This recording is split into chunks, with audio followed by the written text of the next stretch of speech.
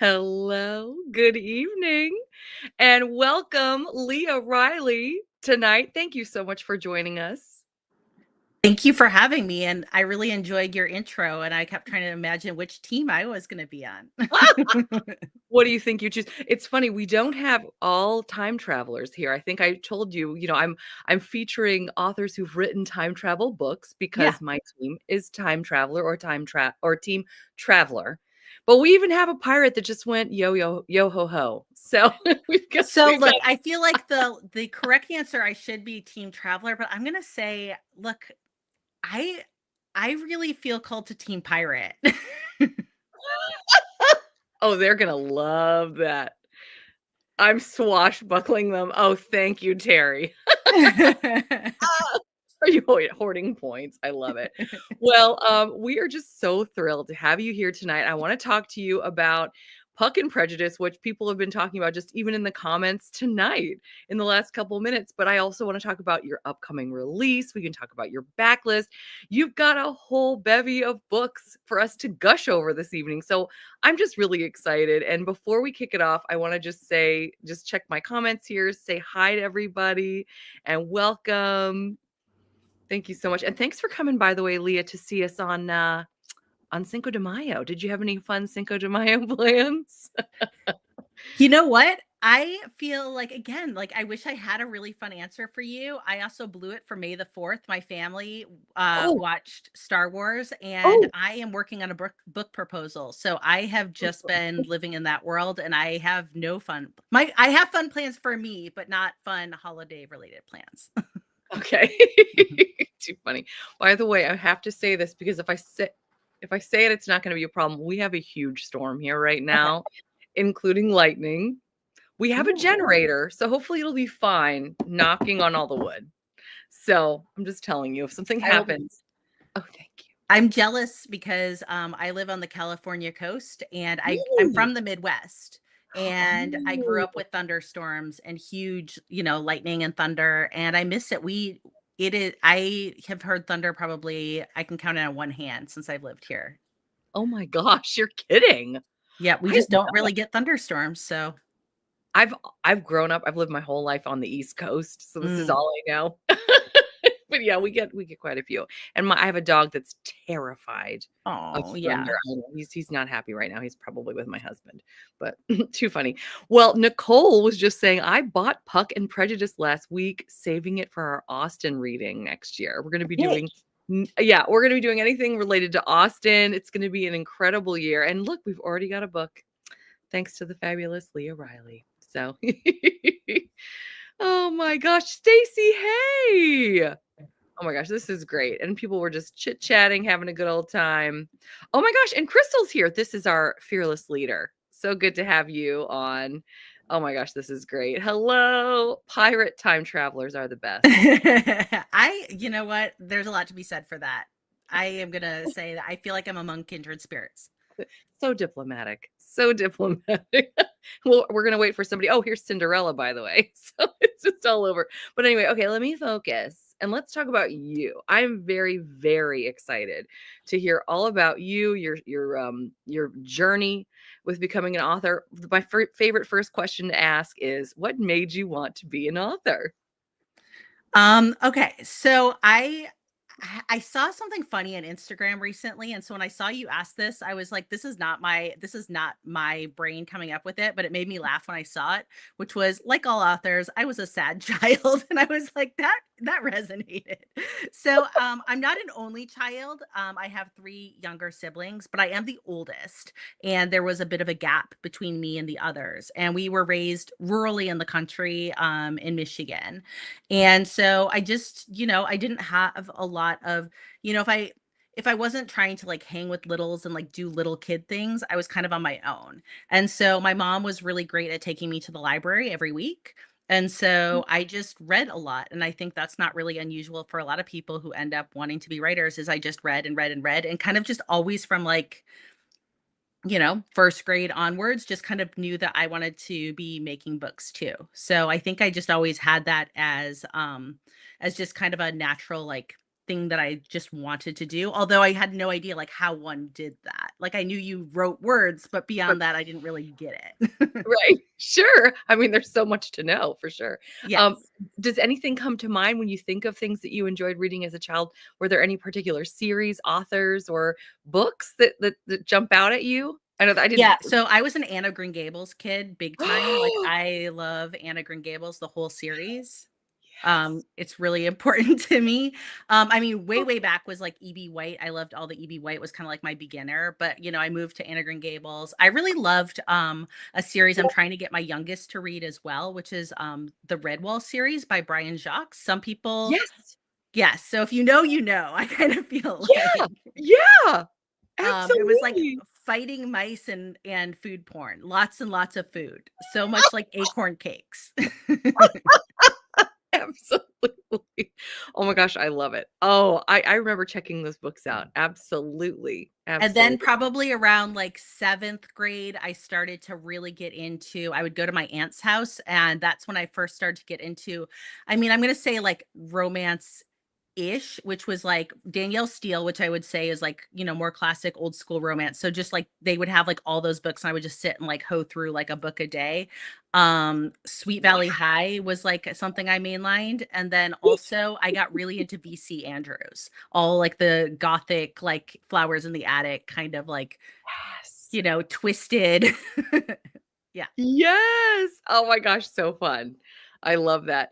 So, okay, we're going to fast forward then a little bit. Take us through your journey to publishing your first book. Okay. Well, I will make this a condensed version because I, want to keep it kind of interesting. So I majored in creative writing at university because again, I was like, I want to write. And I will say that I don't think that majoring in creative writing it was fun, but I didn't leave understanding how to write a book at all. There Mhm. was a lot of like poetry, there was which I loved. I was actually a poetry major, and then short story writing. But I kind of left and got just kind of didn't I was like, I did that and then started working in nonprofit essentially and like had Oh a my job goodness. and was, like I need to make money and like I just kind of thought like I was going to do that.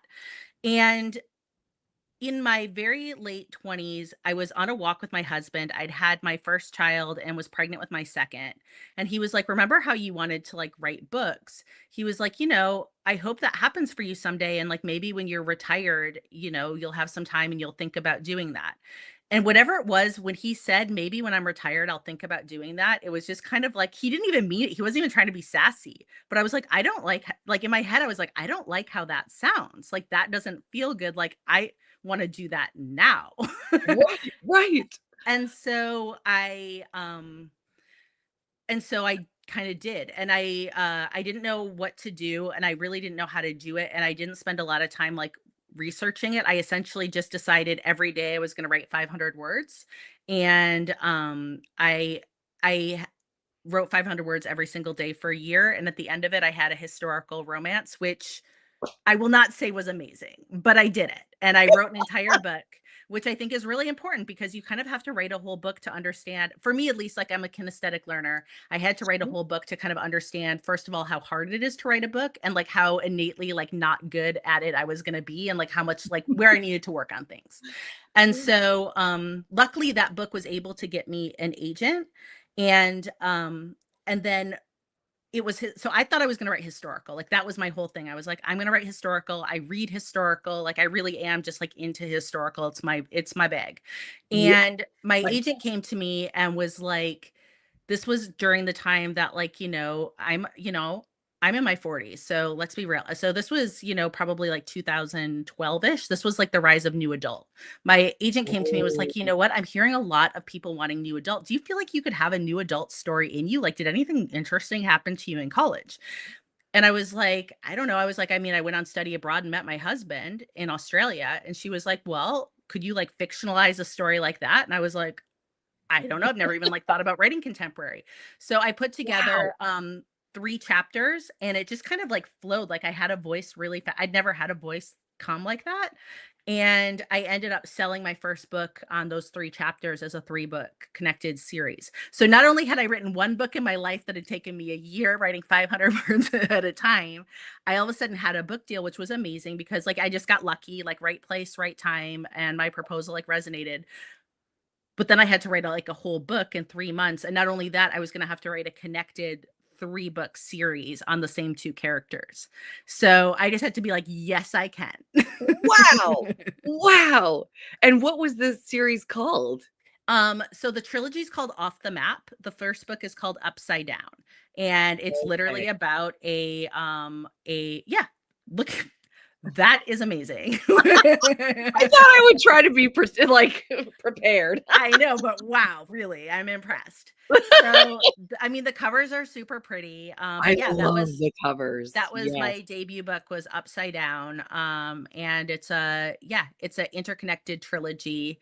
Um, And I really loved the covers of these. This was, I do like cartoon covers. I'm not a hater for cartoon covers, but I did love these covers. Mhm. And the fun fact is the guy in that, he's a model. His name is Don Hood, and he is really fun. I still like follow him on Instagram. Like my friends and I like to keep up with Don and see what he's doing. Get out. Um, I but yeah, love they did like a whole bunch of salt spray in his hair for the photo shoot because he's meant to be like a surfer.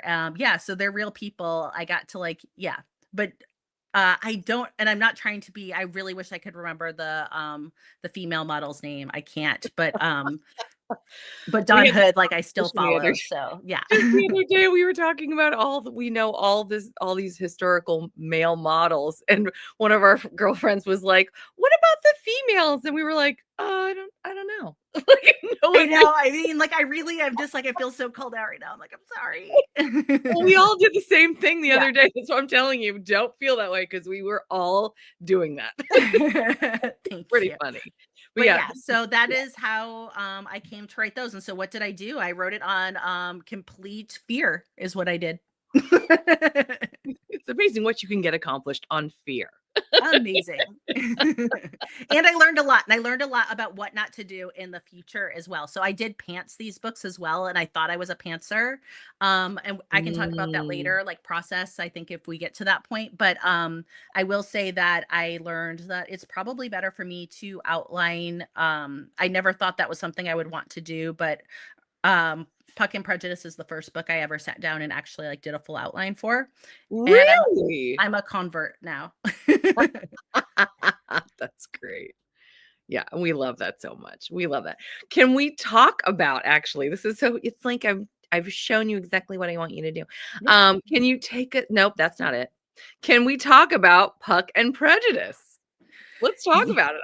I've read it. Yeah. I loved it. Everybody I know has loved it. So tell us about it. It's just okay. So, I'm sorry. like, would you like the where would you like to go? Like, how it began? Like, how I came up with it? Would that be fun? Really? Or Honestly, whatever okay, you how about I want go to with that? share. Because I think it's interesting, and I think it kinda gives, like, a little bit of, like, a slice of life of, like, how, like, what happens within books and, like, how books work. Sorry, my, like, daughter just popped up behind me That was unexpectedly. adorable. That was All of a adorable, sudden, I but she just went, heard this, "Choo, like, choo." little yeah. I was like anyway, Sorry. so I had, like, in, like, the two thou like, around 2015, I was writing for Avon at HarperCollins, and, my editor at the time was really into hockey and had asked me to do a hockey series, and so I had done, a hockey trilogy that was short and, digital only, and, uh, and Is then it after this that one? yes, that series, the Hellions Hockey Excellent. Romances. And Yes, so, yes. just touching on that really briefly because they are important to how Puck and Prejudice happened Yeah. was, so then COVID hit, and for a whole bunch of different reasons, I kind of just stopped writing. And then a new editor at Avon about 2 years ago reached out to me out of the blue and was like, "I just found these books, and I've noticed that, like, you haven't written anything else, and would you be interested in writing a book for me? Like, would you wanna pitch me an idea?" And so I went away and was just like, yeah, I would actually. Like, this is like, I'd kind of gone to the universe and like done some manifesting of like, I'd like to start writing again. And I'm not sure what to do because like, I feel like I could do so many different things and I just need like to figure it out. So I was like, okay, they would like a book series framed around hockey. And I was like, but where could I bring back like I was just trying to be like, where could I be more like authentic to like me and like what I like and like kind of who I am. And Yeah. I'm also a really big K-drama fan. And I have a K-drama like a Korean drama podcast that I started in COVID with two other romance writers where we kind of like analyze stories and talk about tropes. And one of the tropes that is popular in Korean dramas that I've always really enjoyed is time travel, in particular through like water portals. And so some of my favorite books or shows have that. And I was like, it'd be really fun to do kind of like a K-dramification of some kind of a hockey book for me, but in a way that like most people aren't going to look at it and think it's a K-dramification, but like it's going to entertain me like that. And so I started to think about it through that lens. And I was talking about it with my agent and we were coming up with different ideas. And I was like, look, I honestly think a time travel hockey could be like really fun and why not? And so I was like, this is either a horrible idea or a great idea. I don't know. Um, I got the name for the book in the shower. I was like taking a shower and I was like, Puck and Prejudice would be funny. I'm like, I'm sure it's been taken, but you know, I looked it up and I hadn't like the name hadn't been used at that point. I think Yeah. one has come out since, but like at the time one hadn't. I was like, okay, this feels like a sign. I'm pitching Puck and Prejudice. And yeah, they picked it up as a 2-book series, kind of based as like a Jane Austen, like doing kind of like a riff on Jane Austen light, I guess, because I am a big Jane Austen fan. And I just was kind of like, look, I'm just going to put everything I like into a book and Yeah. make myself happy. Yes. I love it. When I first saw this on Instagram, somebody, I mean, golly, it must have been like a year ago. It was when it first started getting buzz. It was probably even longer than that. Yeah. But it broke my brain. Because I love hockey romance and I love historical romance. And I saw it, I was like, wait, oh, like I couldn't think for a second. I was just like, and then immediately I was like, I have to read this. So they gave me the cover, which is funny. And they were like, you can pick like when you want to release it, just like tag us in it. And you know what? I wasn't really looking at the calendar great. And I posted it on April Fool's Day. And so everyone thought it was an April Fool's joke. People were like, that's such a funny idea. I'm like, no, that's a real book. It's my book. It's for real. It's really coming out. But because I'm such a good marketer, I did launch it on April Fool's Day.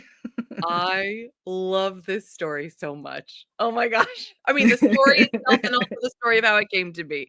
Oh my gosh, I love it. And one of the things I loved about this too is it hadn't occurred to me as much historical romance as I have read.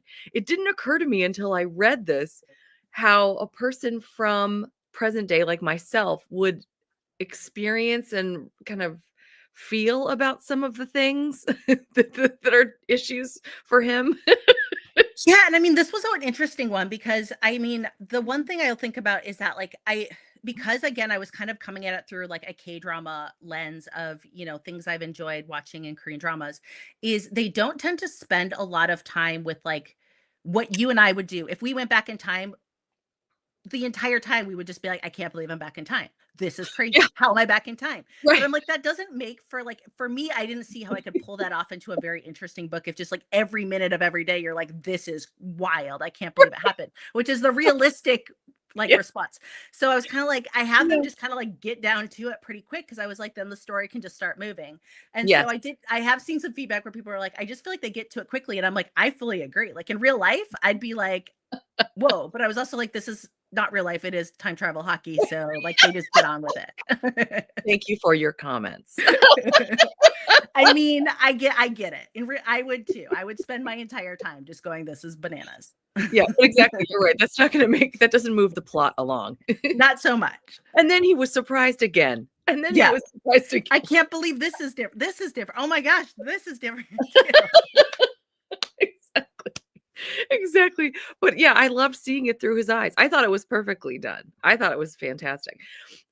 So okay, we went through how you got the idea to write this, so I'm not gonna go on that. But so you've mentioned, I think we've kind of already hit on this, but I do love covering it.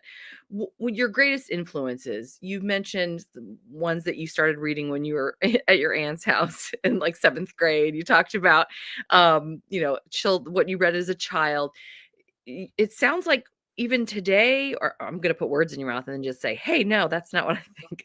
But do you read a lot of historical romance today? Or like, what influences you now? I have to. Yeah, no, I still love historical romance is still like my genre of choice if I'm going to read a book. I really do love historical romance. But when you said influences, I'm going to share one that is like just really odd and off the wall, but I'm gonna say that it actually is probably the biggest reason why I ended up writing, but it has nothing to do with romance, and it Oh, comes from a genre I don't read. I cannot wait So, to do this. I ended up going to a writers conference kind of in between that time when I was like my husband had kind of said like maybe someday you'll write again and kind of like finishing my first book. And and so I went to a writers conference and I had no idea. I really just didn't understand the industry. Like I knew nothing. And I showed up just kind of like people were pitching agents. I would just like people were like, "What's your pitch?" I was like, I don't know what this is. Like I don't know what any of this means." And I walked into a session that was being led by a horror author named John Saul, who like he's like somebody you would like pick up. I think I don't know, I don't even know if he's alive anymore, honestly, but like I hope he is. I if this gets to him, I don't know. I don't know. Yeah. But he was like, he wrote like paperback, kind of like a Dean Koontz type of like paperback horror Yeah. author. And I Mm. knew that I'd like seen his name at like the grocery store aisle and things like that. And so I sat down and was just like, I don't know. Like I just walked into this room to like listen.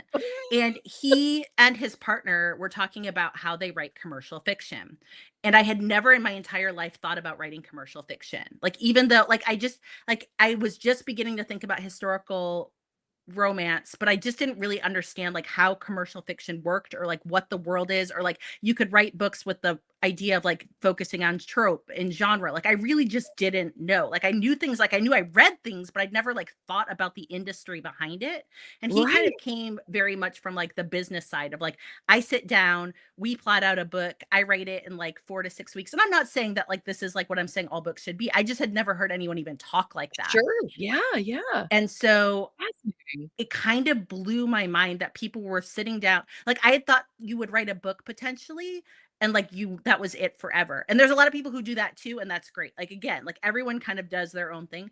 I had just never really considered being like you could just write a book and then you just write another book and then you just write another book and like that's just what you do is you're going to write like tropey genre fiction and you just keep going and that's what you do.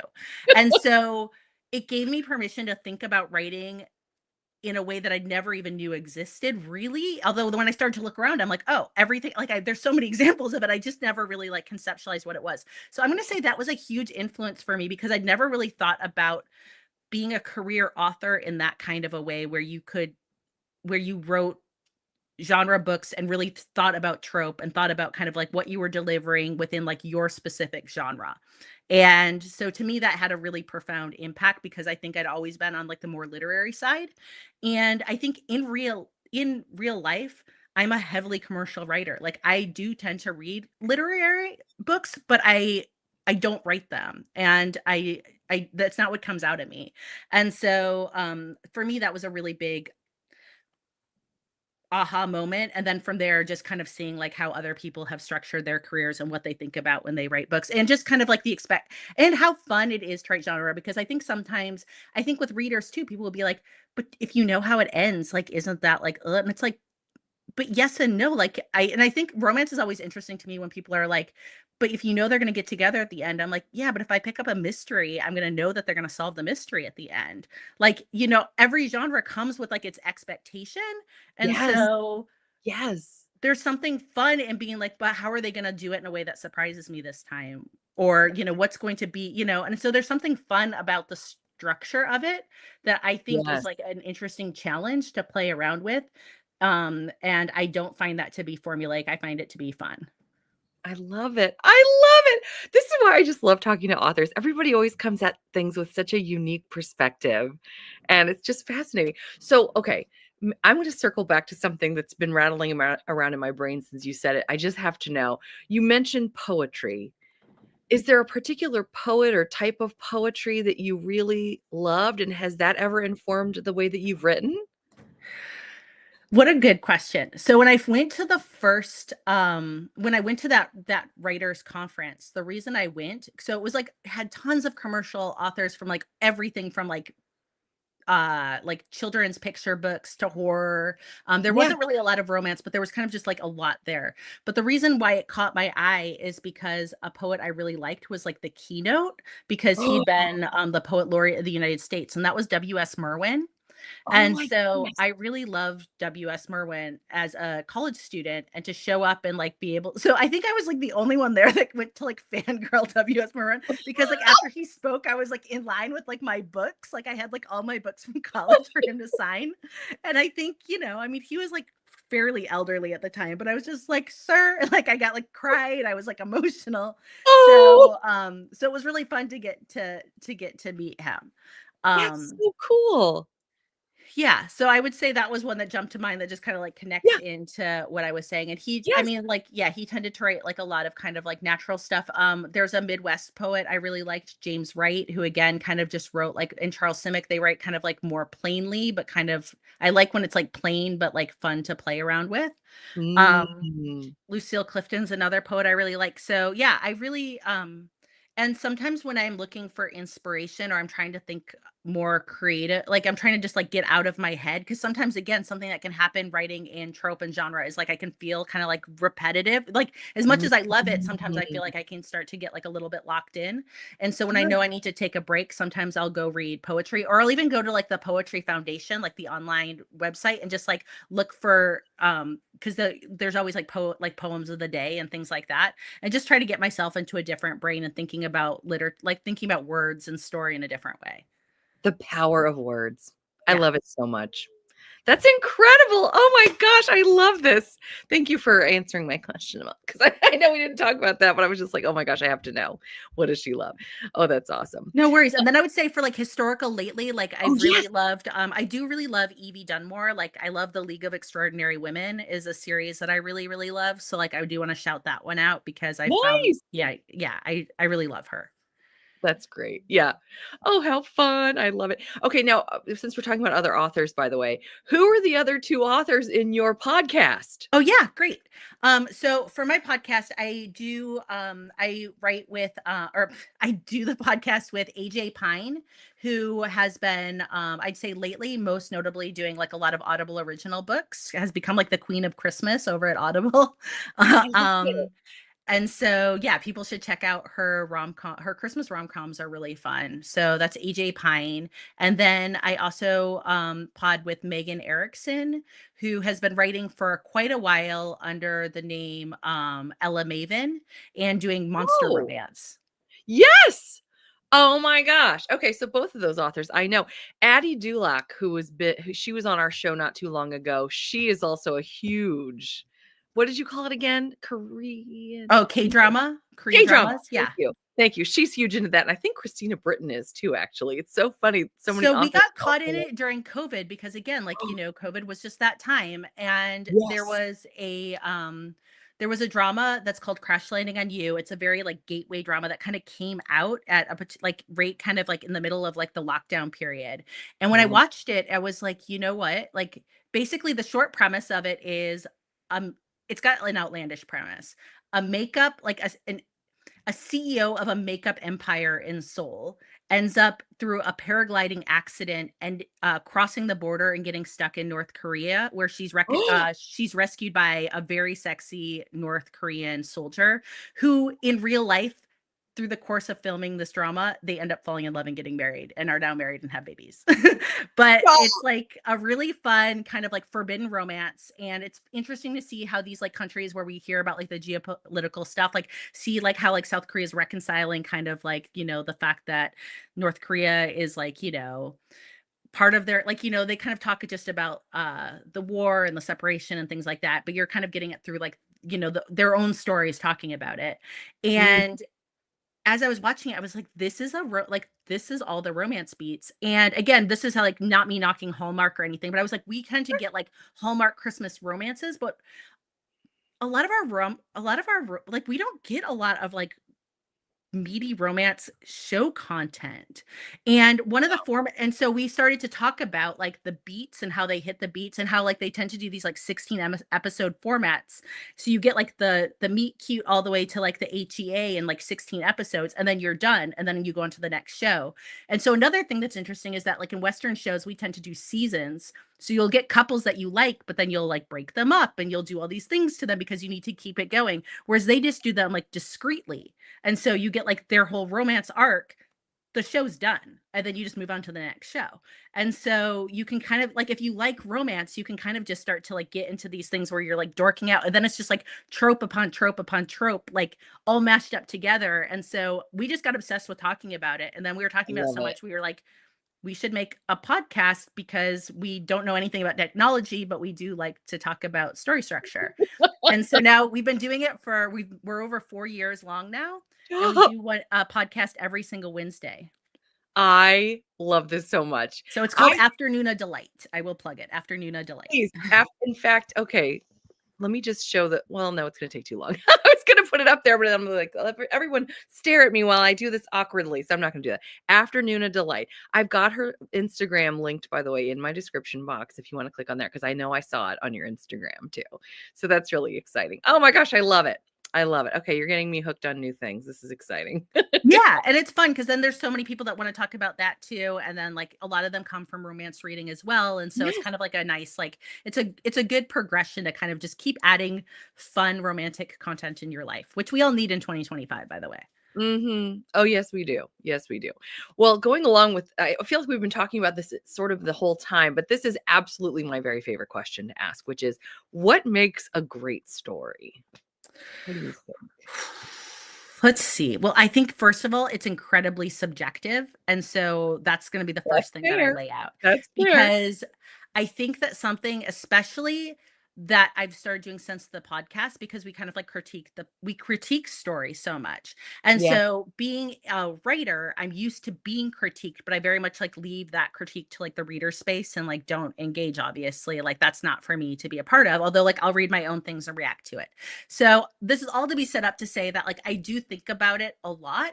And what it's come down to is that there really is kind of like stories for everyone, and it's kind of what is your personal butter. And so we talk a lot about butter in terms of it comes from a craft book that's called like it has an odd name. I do apologize. It's called like Seven Figure Fiction or something. But in it, I basically someone told me about it, and there's a concept in it called butter.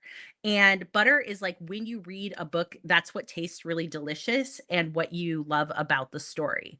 And so everyone's going to kind of have their own brand of butter. So at the beginning, Yeah. like when you were doing like your intro and it was like, team traveler, team pirate, team governess, like if you were to turn to me and be like, I have a romance and it's a forbidden love between like a governess and a pirate, I'd be Done. like, Yes. done. Like, say less. Like, I'm ready to be signed up. Like, I already Yeah. know I'm going to probably love it.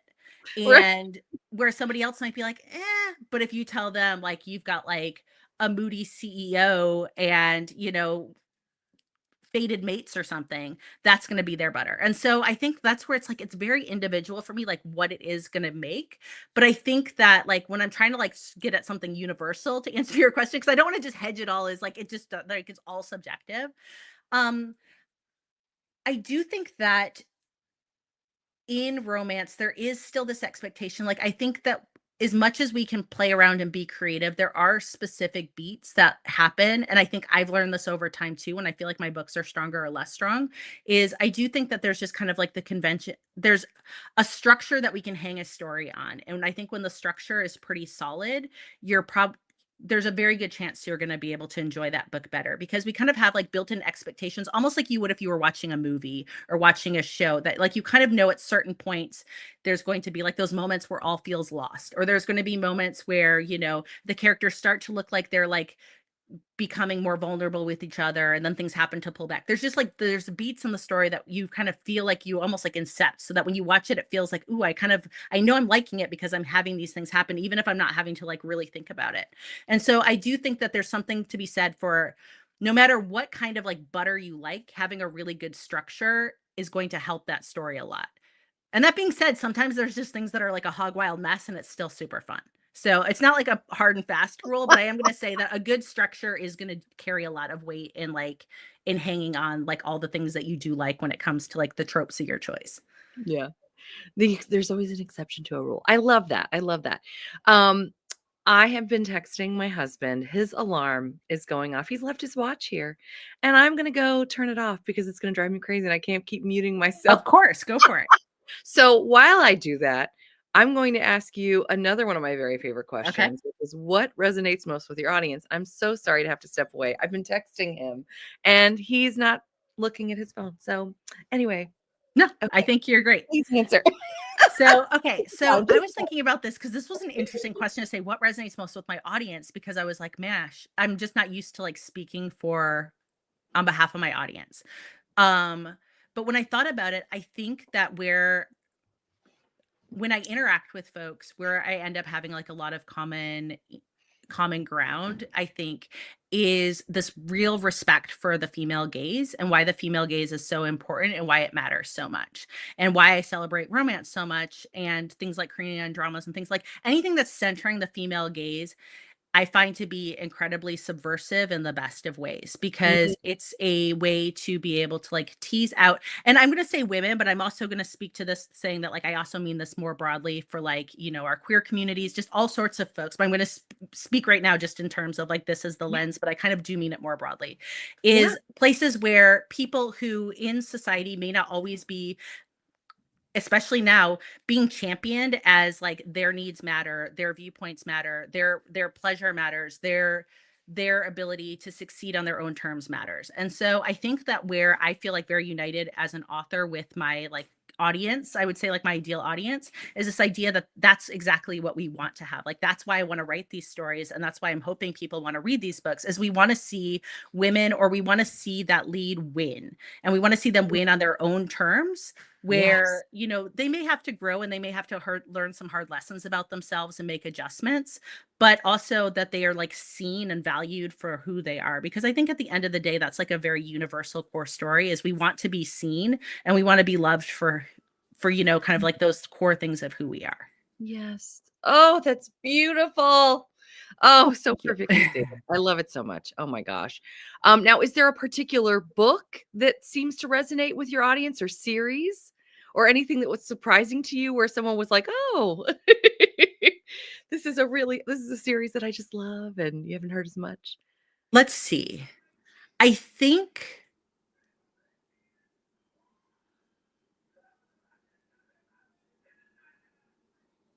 I think it's really kind of dependent. So I've had a really big gap. And so I'd say that I kind of had like a core readership that I kind of like cultivated during like the like 2010s ish, Sure, sure. and then I went on like, a long hiatus, like 5 to Mm, 6 years where I was still working and publishing, but I was doing like other aspects of it. I wasn't writing under this pen name. And so I think that there's been kind of like a big gap, which isn't bad. Like I do think it was really good and it happened for really good reasons. But I would yeah. say that like there's kind of like the pre-COVID and post-COVID like readership that I have. And in many ways, there's a lot of similarities. I just feel like the world like I feel like the folks that I'm like interacting with now as readers, like we've been through a lot of different things than we did then. And so it feels like the vibes Yeah. just feel a little different. But Right, right. but I think that that's important to, like, acknowledge and recognize. So I would say that, like, yeah, it felt a little bit more kind of, like, free and easy breezy, kind of, like, maybe around 2013, and, like, that was a time of, like, blogging more, like, Book Talk didn't exist. It was much more like a blogger time, and now we're kind of in more Mm, of, like, the time of Book Talk, and that's where another thing, I guess mm. one thing I will push back on, I guess, and this is, like is that I do really want to and this is something I talk about with my kids a lot because I have teenagers, is, this ability to kind of be able to understand that, like, in a it's about I wanna talk about cringe, because I am a Okay. cringe person and I'm a cringe writer, and I, like and I know that, like, I just am, like, it's just who I am, and I, like, accept it, and I love myself. But, the idea that, like, sometimes I see things kind of come through where it's like oh, this is cringe, or oh, to like this thing is cringe, or oh, to even like care sometimes lately is cringe. And so, and Mhm. I'm seeing it coming like from like a younger POV. And I've been checking in with it a lot because I hear it with my daughter. I mean, I'm her mom. I'm like I am a cringe person just in life, but like for my daughter, she's like, oh my God, you are like the definition of a cringe person. And like an elder millennial, like she'll just basically like, I'll come out in clothes and she's like, are you trying to be an elder millennial or whatever? Like that's just like, it is what it is. Yes. But I'm Yes. also like, I want there to be a sense of like, don't let that be like, I just want, don't like, I want us to be able to say, like, recently I heard, I wish I could remember the comedian so I could give them credit, but there was a comedian recently who was talking about this. And it was like, once you climb to the top of Cringe Mountain and go over the top, you're free. And I guess I just want to like name that too. It's like, that's fine. Like, become free. And I'm not saying that like you have to like me or like everything that, but I do think that like find whatever it is that like may feel like cringe in some way to you, but you still kind of want to like it, but it's like that moniker puts you off, and to kind of just embrace it and be like, that's all right though. And like on that other side there is a lot of like freedom to just be like, I like what I like you can see in the background for me, I've got BTS posters up. I am a woman of a certain age and I love BTS, and like, oh well, like I do, and that's fine. And my kids are like, oh my God, that's so cringe. And I'm like, okay, like that's fine. It makes me happy. Like I feel pretty secure in it. Like I don't feel like it is what it is. I love And it. so It's I so fun. guess that is something I've been thinking about with like the readers lately, has been like this like more of a discussion around when things hit and it feels cringe. And it's like to be curious about what that is, and how could that also be like a form of kind of like joy control, if that makes sense. Like, I don't want to say that Yes. there's something sinister to it, but like to say that, like, Yes. yeah, sometimes it's just fun to like things and be dorky about it. Like, Yeah. Yeah.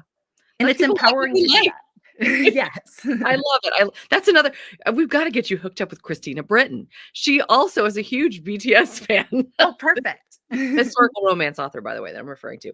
That is so Amazing. cool. I love that, though. I love that. And that's one of the great things about because many people that I know would say that historical romance or romance is cringe, for Mm, example. But the fact that we can find each other online, it's the best. It's the best. This it is. community is just amazing. They're amazing.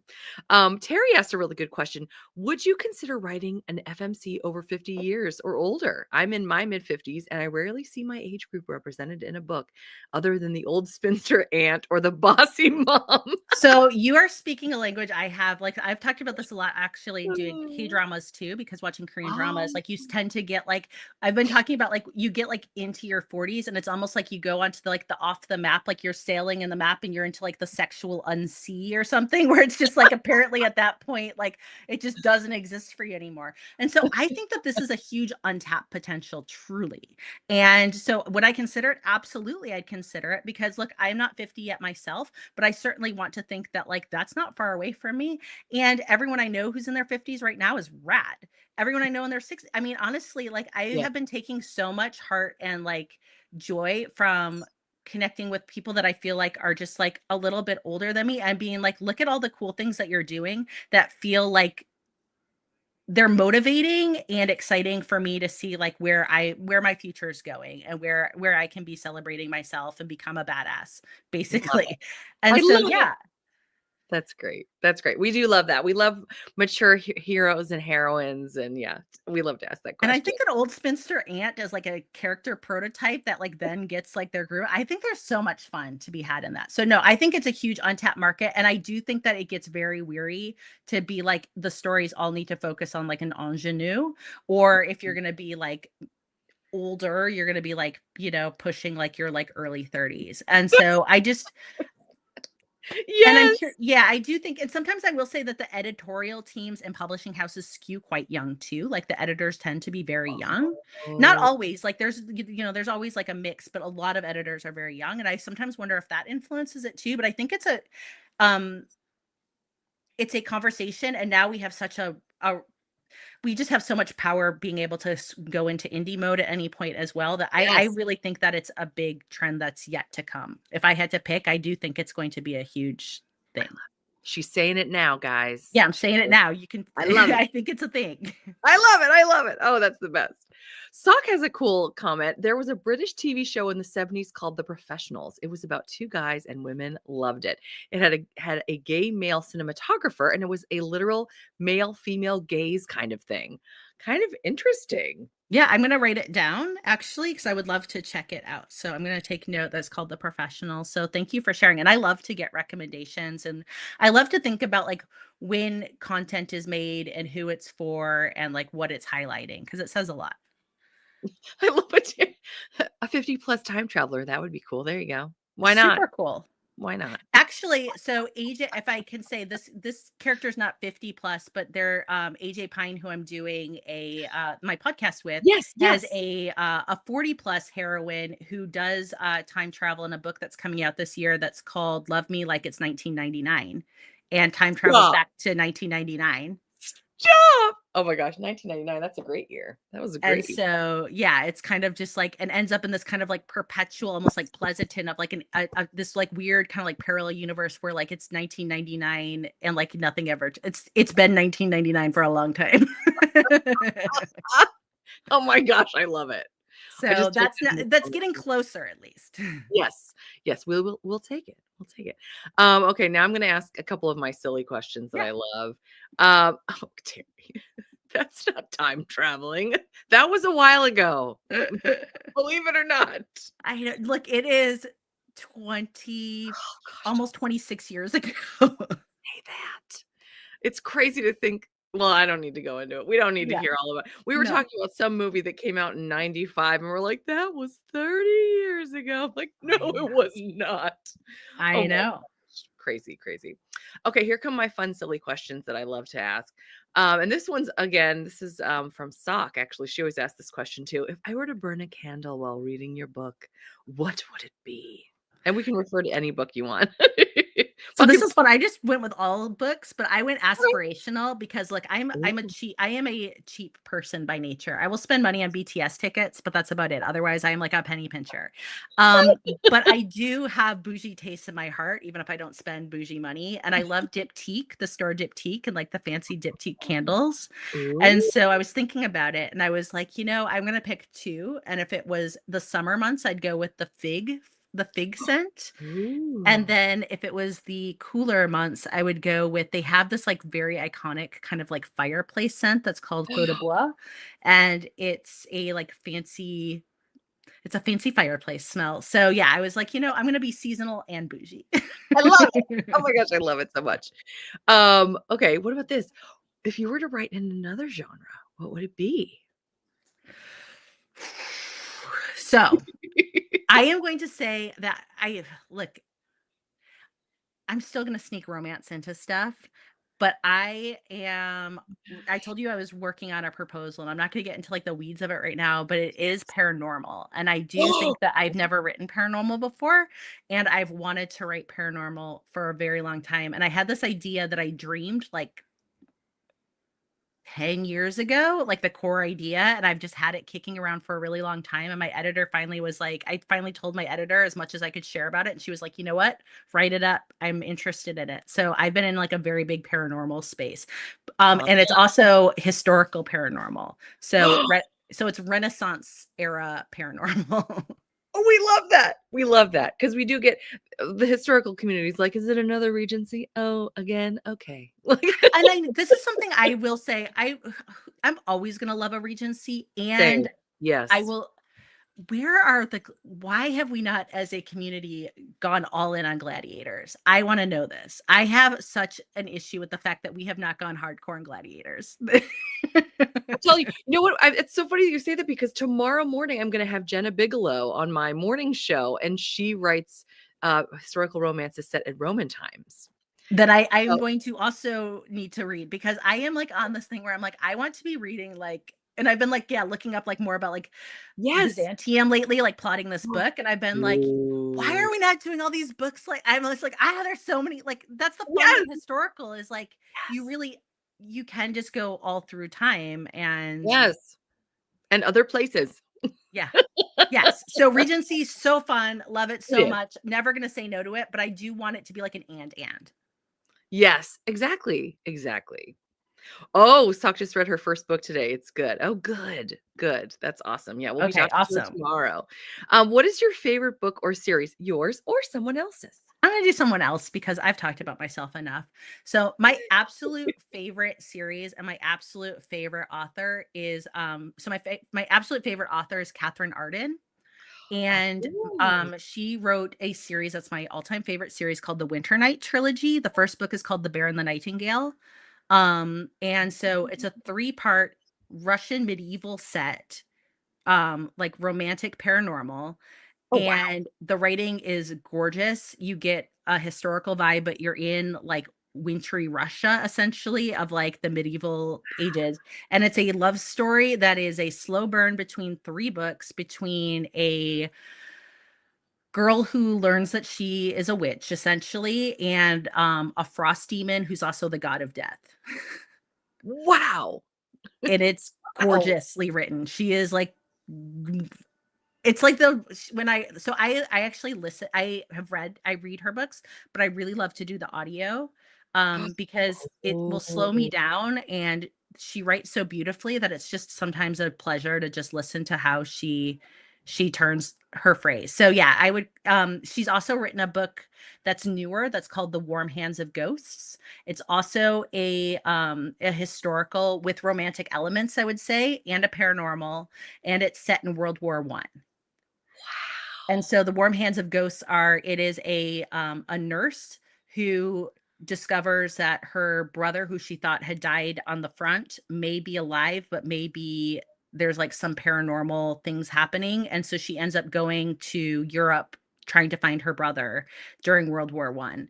And it's super beautiful. And yeah, there's two concurrent love stories that happen in the book. So I would say it's like got Wow. romantic elements, but it's a historical paranormal.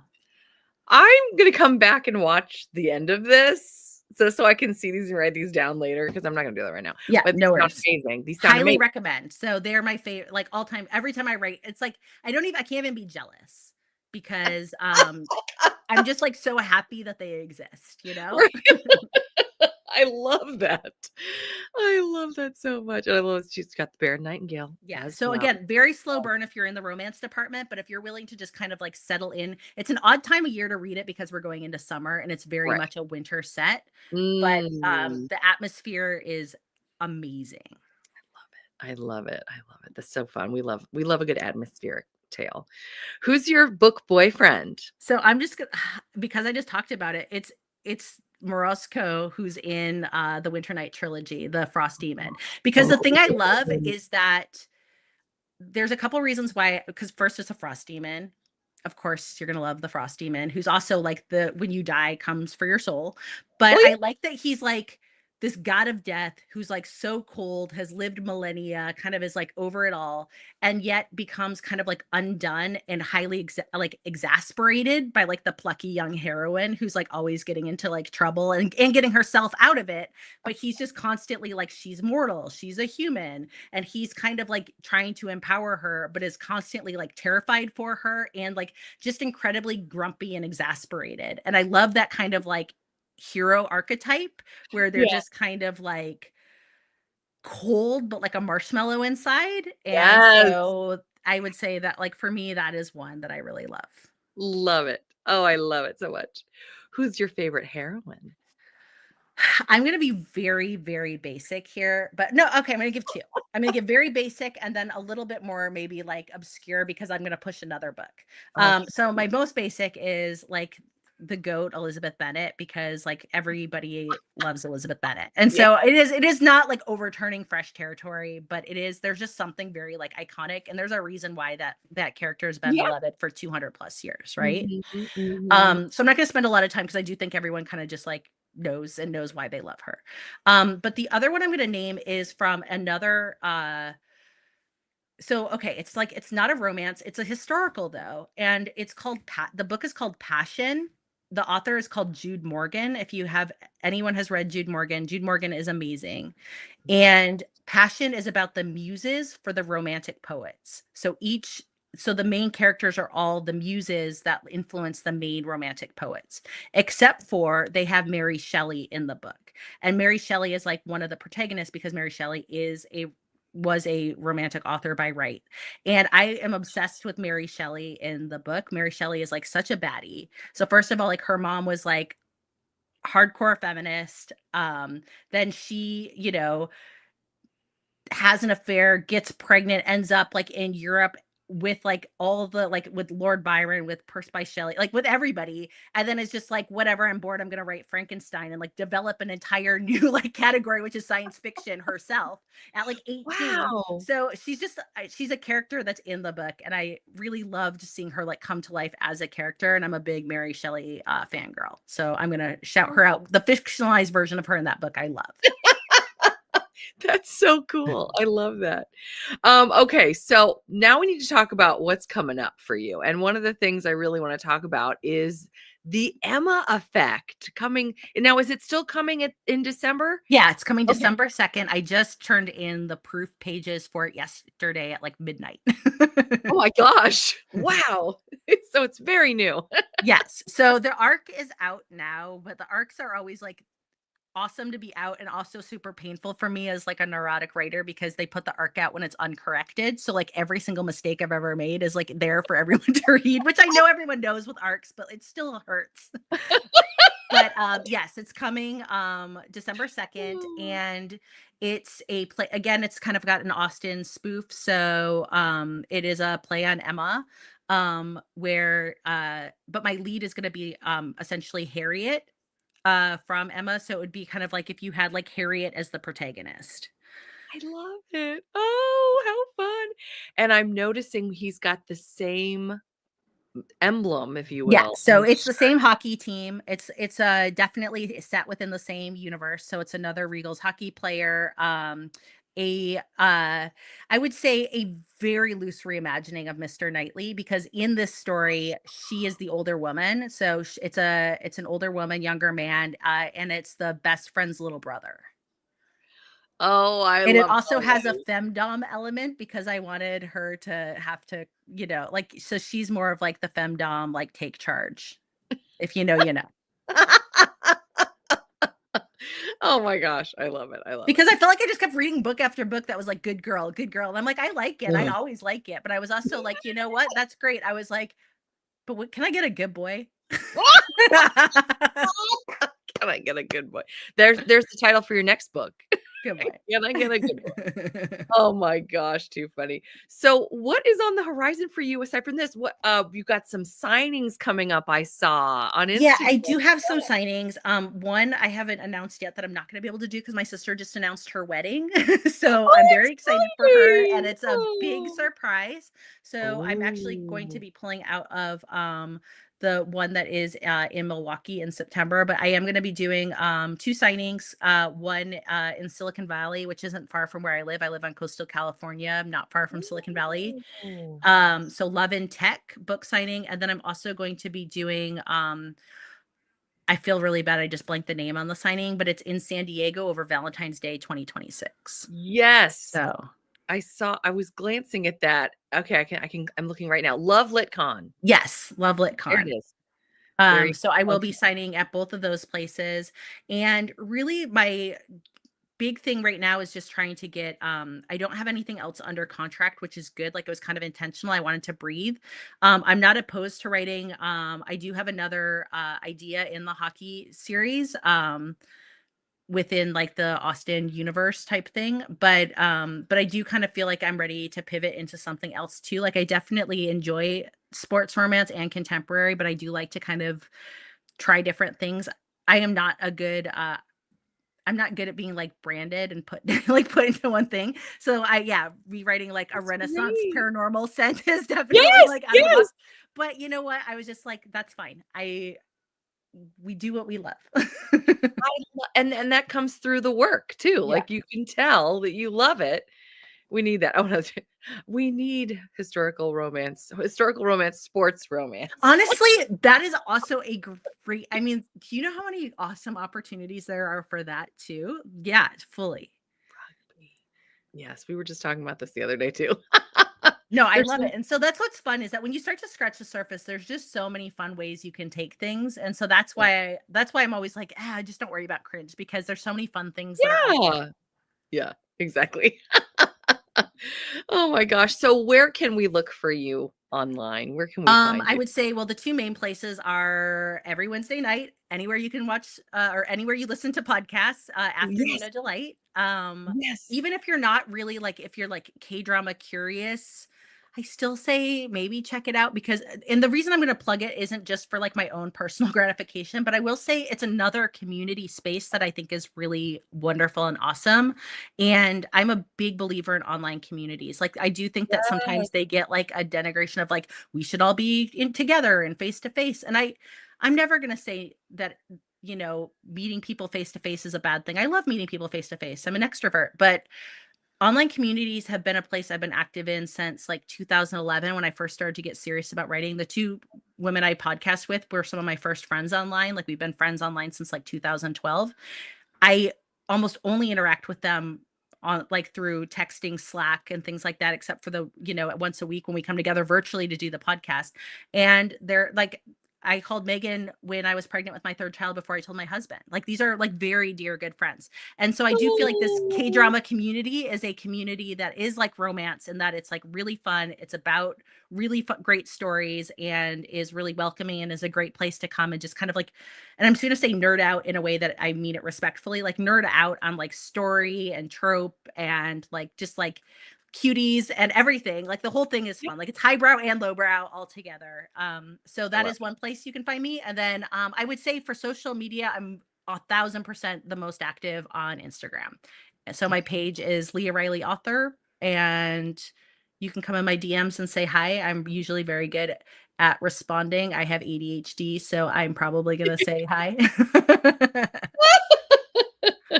That's too funny. Now I put this here. Is this how you spell it, by the way? Yep, that's exactly how you Good, good, spell it. good, good. I wanted to make sure we had so just in case they weren't sure how it looked.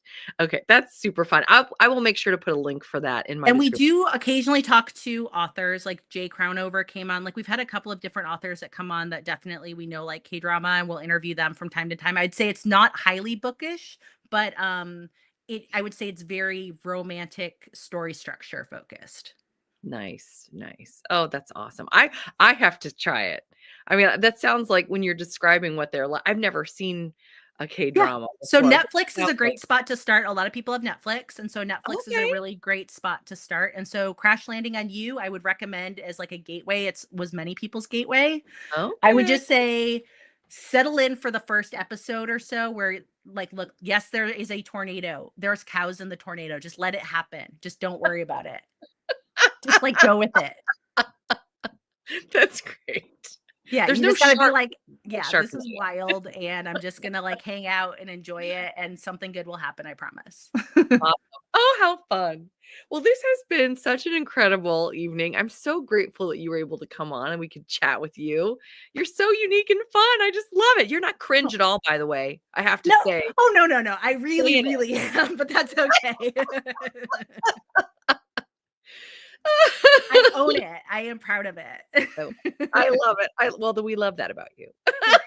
Thank you. I love it so much.